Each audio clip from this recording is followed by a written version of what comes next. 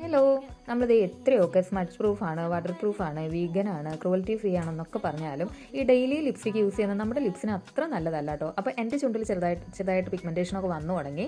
അപ്പോൾ ഞാൻ ഈ ഒരു ഡോട്ട് ആൻഡ് കീയുടെ ലിപ് എക്സ്ഫോളിയേറ്റിംഗ് സ്ക്രബ് ഒന്ന് ട്രൈ ചെയ്ത് നോക്കാമെന്ന് വിചാരിച്ചു.